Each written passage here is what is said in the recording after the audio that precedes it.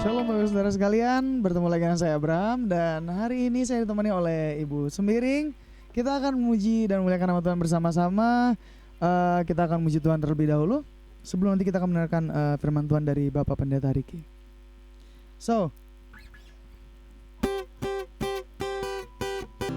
Kita akan menyembah Tuhan bersama-sama dan akan mendengarkan firman Tuhan yang akan disampaikan oleh Bapak Gembala. Kita menyatakan bahwa di dalam hidup kita hanya mau memilih Dia. Kita akan kasih setiamu Tuhan.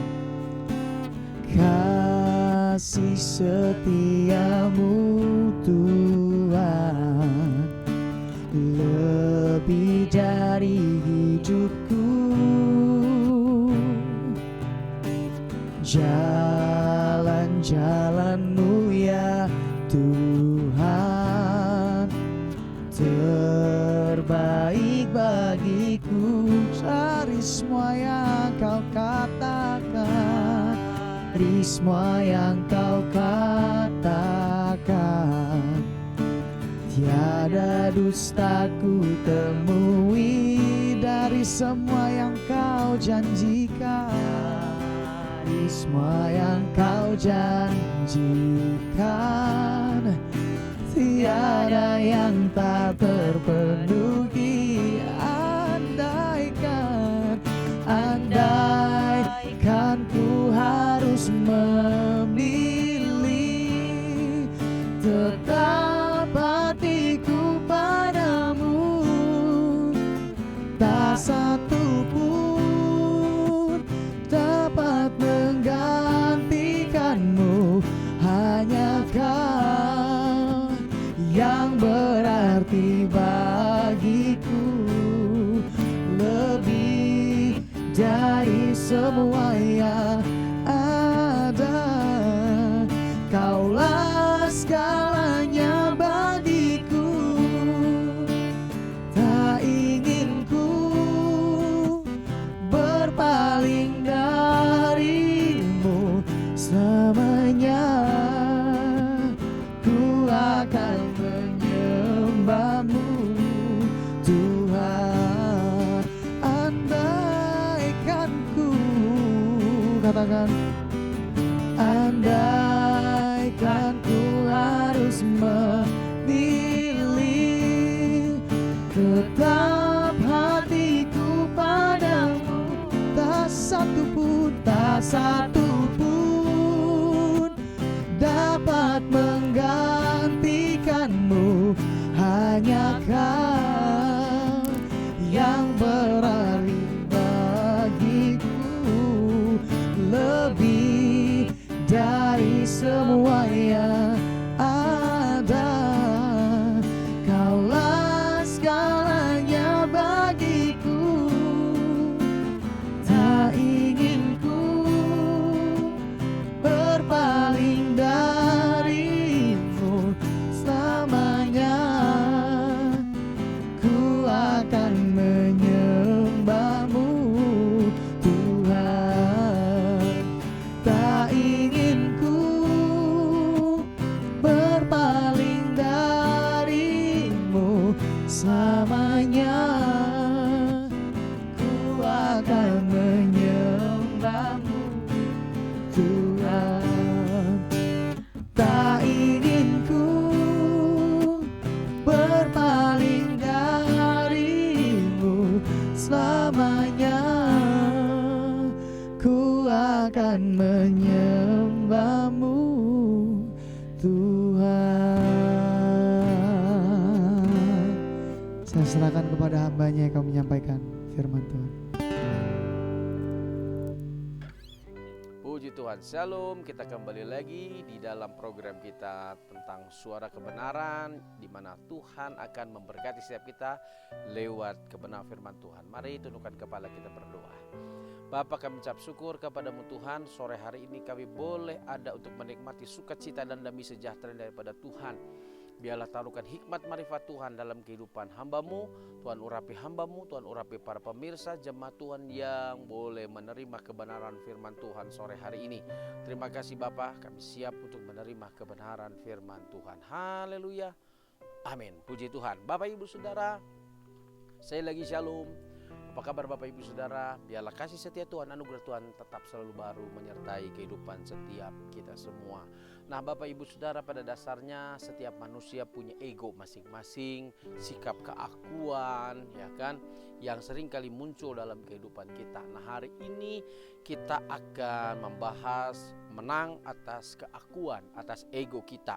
Nah Bapak Ibu Saudara, dalam kitab Efesus pasal 2 ayat 1 sampai ayat yang ketiga, itu dicatat dengan jelas, dengan baik ya. Musuh rohani orang percaya itu ada 3. Yang pertama adalah jalan dunia ini. Yang kedua adalah penguasa kerajaan angkasa. Dan yang ketiga adalah hawa nafsu daging, yaitu sifat manusia lama yang telah jatuh ke dalam dosa dan tidak bisa mentaati kehendak Allah. Nah, dari 3 musuh rohani itu sebetulnya musuh terbesar yang harus kita kalahkan adalah hawa nafsu daging atau diri kita sendiri, yaitu sang aku atau ego kita. Nah Bapak Ibu Saudara dikasihi Tuhan Yesus Kristus, di dalam kitab Filipi pasal 2 ayat yang ketiga, di sana dikatakan bagaimana cara kita untuk bisa menang menghadapi keegoan kita. Sekali lagi dalam Filipi pasal 2 ayat 3 Alkitab katakan begini, Tuhan ingin agar kita rendah hati dan menganggap yang lain lebih utama daripada diri kita sendiri, ya kan? Di sini dikatakan Yesus rela merendahkan dirinya untuk melayani dan mencuci kaki para muridnya. Dia bahkan mengambil rupa seorang hamba, bahkan taat sampai mati di kayu salib. Hal pertama supaya kita bisa menang atas keegoan kita, yaitu kita harus merendahkan diri di hadapan Tuhan ya. Kita harus yakin bahwa kuasa Tuhan, kasih Tuhan bekerja secara luar biasa dalam kehidupan kita orang yang percaya kepada Tuhan. Seperti tadi dikatakan dalam Filipi pasal 2 ya kan. Di sana dikatakan di dalam ayat yang ketiga, dengan tidak mencari kepentingan sendiri atau puji-pujian yang sia-sia. Sebaliknya hendaklah dengan rendah hati yang seorang menganggap yang lain lebih utama daripada dirinya sendiri. Tadi saya sudah sampaikan bahwa untuk menang atas keegoan, yang pertama kita memerlukan kerendahan hati ya. Ciri orang yang menang atas keakuan itu adalah orang yang bisa merendahkan diri, merendahkan hati, seperti yang diajarkan Tuhan Yesus. Dia rela mati, merendahkan dirinya, bahkan taat sampai mati di kayu salib, Bapak Ibu Saudara, ya kan? Bahkan lebih jauh dalam Filipi 2 ayat 7 sampai ayat 11, di sana dikatakan dengan lebih jauh, itulah sebabnya Allah sangat meninggikan dia dan mengaruniakan kepadanya nama di atas segala nama, ya kan? Supaya di dalam nama Yesus bertekuk lutut segala yang ada di langit dan yang ada di atas bumi dan yang ada di bawah bumi, dan segala lidah mengaku Yesus Kristus adalah Tuhan, bagi kemuliaan Allah Bapa. Nah, kalau kita bisa menjaga kerendahan hati kita, Bapak Ibu Saudara, tidak menganggap diri kita lebih utama dibanding yang lain, maka secara otomatis hidup kita akan mempermuliakan nama Bapa di surga. Mau tidak mau orang Kristen itu pasti akan identik dengan sifat daripada Tuhan Yesus Kristus, yaitu dia adalah orang yang penuh dengan belas kasihan, orang yang mau rela berkorban, bahkan taat mati di kayu salib. Yang kedua, ciri orang yang hidup bisa menang melawan ego selain kerendahan hati, yang kedua adalah menjaga hati itu sendiri. Ya, saudara dan saya harus bisa menjaga hati. Dalam kitab Yohanes pasal 13 ayat yang kedua, Alkitab katakan, orang yang menang atas keakuan adalah orang yang bisa menjaga hati agar tidak gampang kecewa melihat kelemahan orang lain. Walaupun dengar Yesus benar, ya kan? Dia tidak pernah ya menganggap orang lain yang berbuat, dia kenapa harus yang bertanggung jawab, ya kan? Nah hari ini belajar dari semua apa yang diajarkan oleh Tuhan Yesus Kristus. Tadi saya sudah sampaikan dalam Yohanes pasal 13 ayat yang kedua, saya akan baca sebentar. Yohanes pasal 13 ayat yang kedua, Alkitab katakan dengan jelas, ya kan? Nah, mereka sedang makan bersama dan iblis telah membisikkan rencana dalam hati Yudas Iskariot, anak Simon, untuk mengkhianati dia. sekalipun Yudas Iskariot berencana untuk mengkhianati Tuhan Yesus, dengar baik, Tuhan Yesus tidak kecewa. Tuhan Yesus berkata ya sudah, bahkan dalam doanya dikatakan ya Bapa, kalau mungkin cawan ini lalu daripadaku, tapi bukan karena kehendakku tetapi kehendak Bapa. Ya kan? Artinya segala sesuatu yang terjadi di muka bumi ini seizin Tuhan, seizin Bapa di surga. Artinya kalau itu semua terjadi pasti ada rancangan-rencana Tuhan yang besar, ya kan? Contohnya apa? Ketika Tuhan Yesus harus mati di kayu salib, ada rancangan-rencana Tuhan yang besar. Ya, Tuhan Allah merancangkan keselamatan buat Bapak Ibu Saudara. Memang ada korban yang harus ya terjadi, yaitu Tuhan Yesus harus mati di kayu salib. Kita harus bisa menjaga hati. Pak, Bu, seorang yang bisa menjaga hatinya adalah orang yang tidak mudah kecewa ketika dia dilukai. Apakah gampang melakukan itu? Tidak gampang. Secara kedagingan, secara kemanusiaan kita pasti akan berontak. Kita akan berkata, saya salah apa? Ya kan? Kenapa saya dihianati? Kenapa saya harus dibully, dicemooh, dan lain sebagainya? Saya ini dosanya apa? Namun inilah yang saya mau sampaikan, kita harus tetap menjaga hati. Saudara, pembelaan itu datangnya dari Tuhan.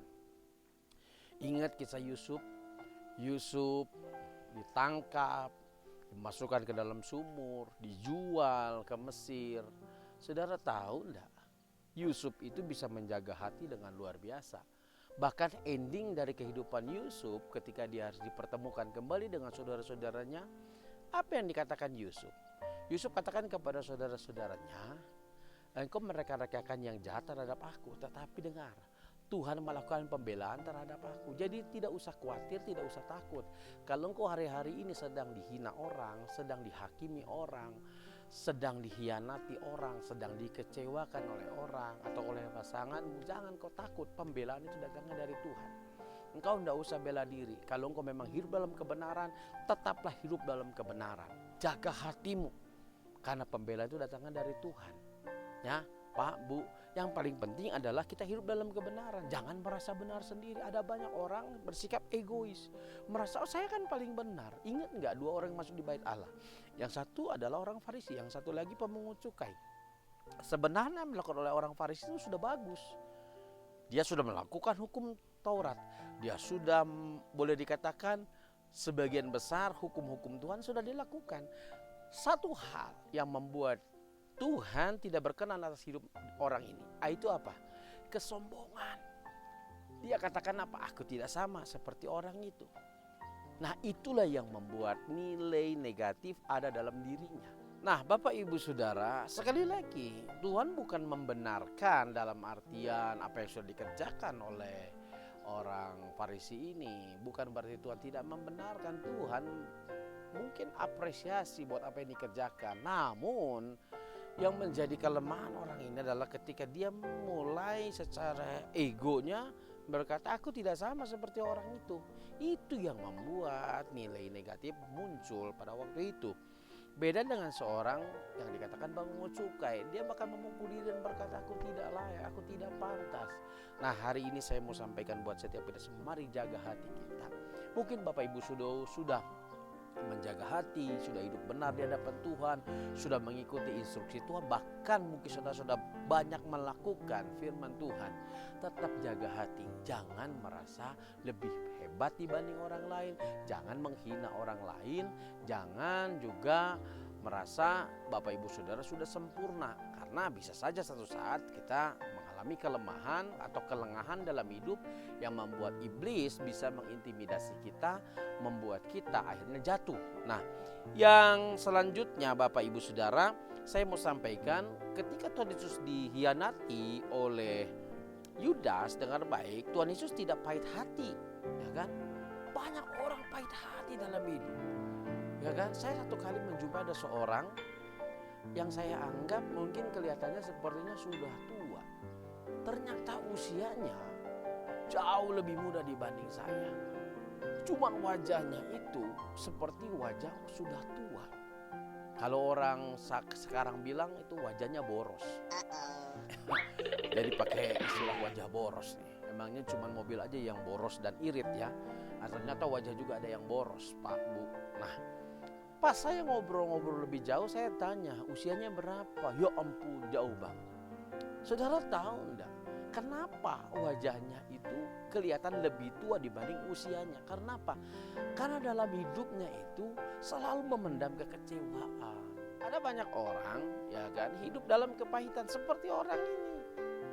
Ternyata wajahnya tidak sesuai dengan usianya. Karena apa?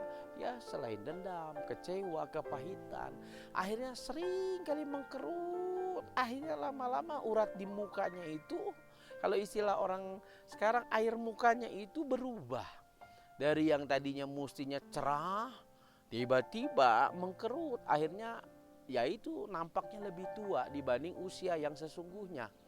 Nah, hari ini saya mau sampaikan, Tuhan Yesus tidak membalas caci maki ya yang dilontarkan oleh banyak orang pada waktu itu, ya kan, ketika dia harus memikul salib sampai di Bukit Golgota, ya kan. Nah, Bapak Ibu Saudara, yang paling penting hari ini adalah selain kita yang pertama memiliki kerendahan hati, yang kedua kita harus juga jaga hati kita, dan ketiga, yuk mulailah lakukan hal yang baik. Biasakan kita melakukan hal yang baik dalam hidup, ya kan. Minta sama Tuhan ketika bangun pagi hari, Tuhan ajar aku untuk bisa mengerti rencanamu, supaya aku dalam hidup sepanjang hari ini bisa melakukan hal yang terbaik, jadi berkat, ya kan.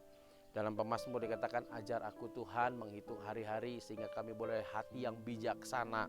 Ternyata hati yang bijaksana itu adalah sebuah proses yang cukup panjang, di mana kita bisa ngerti apa kehendak Tuhan, apa kemauan Tuhan, ya kan, apa yang Tuhan sampaikan buat kita dari hari ke hari, sehingga satu saat kita mengalami kedewasaan di dalam iman, di dalam perkataan, tindakan, perbuatan, akhirnya kita hidup jadi berkat.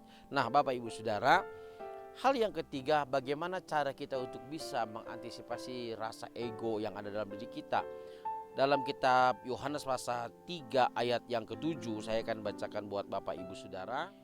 Janganlah engkau heran karena aku berkata kepadamu, kamu harus dilahirkan kembali. Berarti saudara masuk di dalam rahim ibu saudara langsung saudara dilahirkan lagi, tidak, tapi mengalami kelahiran baru, ya kan. Yesus menanggalkan jubah, mengambil lap dan air serta membasuh kaki murid-muridnya. Itu sebuah contoh, adalah hal-hal yang baik, ya kan. Tuhan Yesus bisa saja dia tidak mau mengelap kaki murid-muridnya, bisa saja dia diam saja. Dia kok lebih hebat kok, yang melakukan mujizat kan bukan murid-muridnya. Tapi dengar baik, Tuhan Yesus malah memberikan contoh dengan melakukan hal yang baik.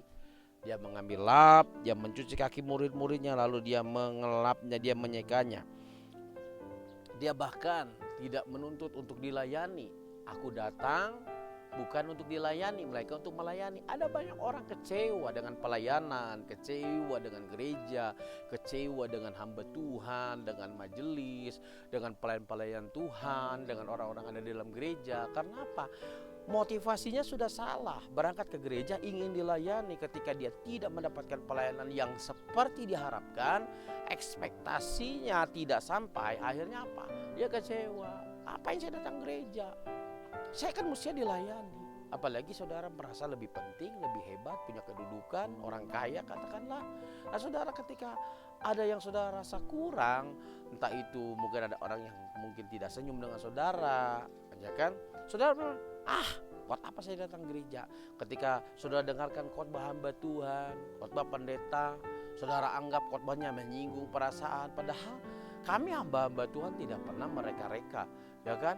Kami tidak pernah mau menunjukkan kepada salah seorang atau kepada siapapun, ya kan. Karena firman Tuhan itu bagaikan pedang bermata dua, ya kan. Yang bisa menusuk kepada jemaat dan menusuk kepada diri hamba Tuhan yang mengkhotbahkan firman itu sendiri.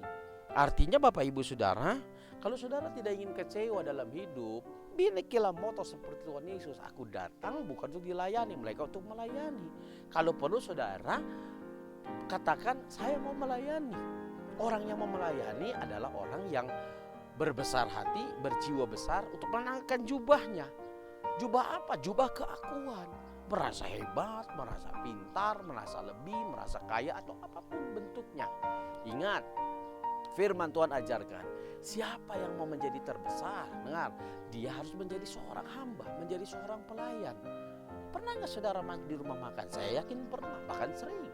Coba saudara lihat, ketika seorang pelayan dia melayani tamu-tamunya, dia akan bertanya, maaf, selamat siang Pak, selamat siang Bu, atau selamat sore.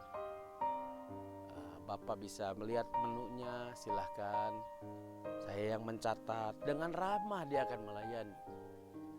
Ya, dan saya percaya saudara akan menerima perlakuan seperti itu. Saudara bilang, oh iya, saya senang datang di rumah makan itu. Karena apa?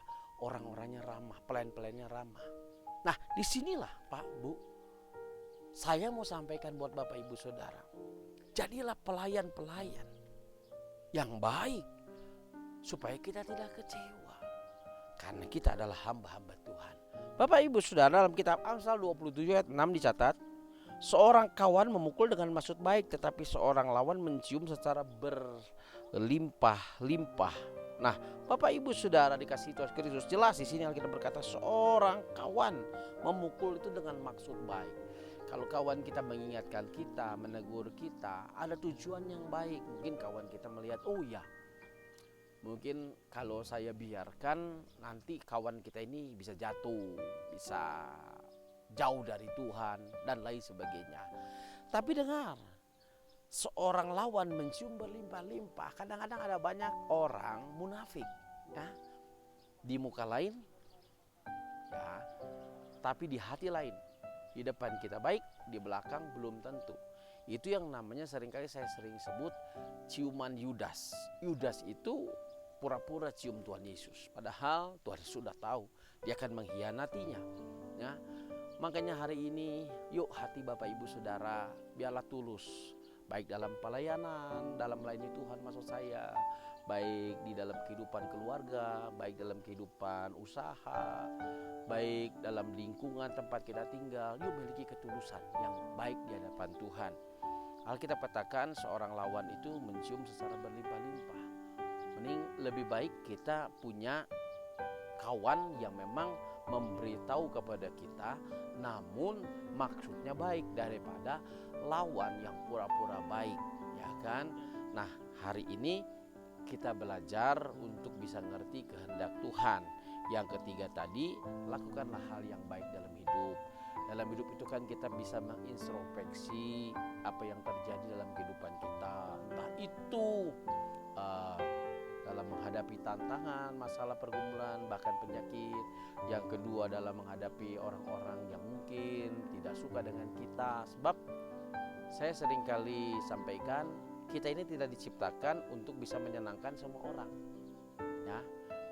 Tapi kita paling tidak bisa jadi berkat buat semua orang, sekalipun orang tidak suka dengan kita, ya. Ya, kemudian kita jangan membalas sesuatu yang jahat, karena Tuhan mengajarkan kepada kita jangan membalas kejahatan dengan kejahatan, ya kan? Nah, 3 hal ini yang harus saya sampaikan buat Bapak Ibu Saudara untuk bisa menang atas keakuan. Yang pertama, merendahkan diri. Yang kedua, menjaga hati. Dan yang ketiga, belajar untuk melakukan hal yang terbaik dalam hidup. Saya percaya Tuhan akan menolong kita untuk memberikan kepada kita kekuatan untuk kita menang atas keakuan. Jadi kalau hari ini saudara merasa diri sombong, saudara hari ini saudara merasa, Tuhan ampuni, Tuhan ampuni, supaya aku punya kerendahan hati, ya. Selamat berjuang, Tuhan Yesus memberkati kita semua. Mari tundukkan kepala kita berdoa. Bapa, kami ucap syukur kepadamu Tuhan, sore hari ini kami diingatkan tentang bagaimana supaya kami bisa berjuang melawan keakuan, keegoisan kami, karena kami seringkali bersikap egois, mau menang sendiri. Hari ini Tuhan mengajarkan kepada kami untuk dapat merendahkan diri, untuk kami dapat menjaga hati, dan bahkan untuk kami melakukan hal-hal yang terbaik dalam hidup kami, supaya kami bisa menang menghadapi keegoan yang ada dalam diri kami. Oleh karena itu Bapa di surga, berkati seluruh pemirsa yang menyaksikan tayangan ini, sehingga mereka semua bisa menang atas keegoisan masing-masing. Dalam nama Tuhan Yesus. Sekarang mari Bapak Ibu Saudara, kedangkan tangan saudara dapat Tuhan, arahkan mata hati saudara kepada Tuhan. Sekarang Terimalah berkat dari Allah Bapa, sukacita, damai, sejahtera dari Tuhan Kristus, serta meneruskan Roh Kudus yang mulai saat hari ini sampai selama-lamanya. Dalam nama Tuhan Yesus, haleluya. Amin, amin. Bapak Ibu Saudara, kiranya Tuhan memberkati setiap kita semua. Dari tempat ini saya bersama dengan Ko Willy menyiarkan suara kebenaran bagi setiap kita semua. Salam sehat senantiasa. God bless you all. Puji Tuhan, shalom Bapak Ibu Saudara. Kalau saudara merasa terberkati dan merasa diberkati, yuk Bapak Ibu Saudara pencet subscribe, ya kan, like and comment, dan lupa pencet lonceng, ting-tong, ting-tong, supaya kita tetap semangat dalam melayani Tuhan. Dari tempat ini saya ucapkan salam sehat senantiasa. God bless you all.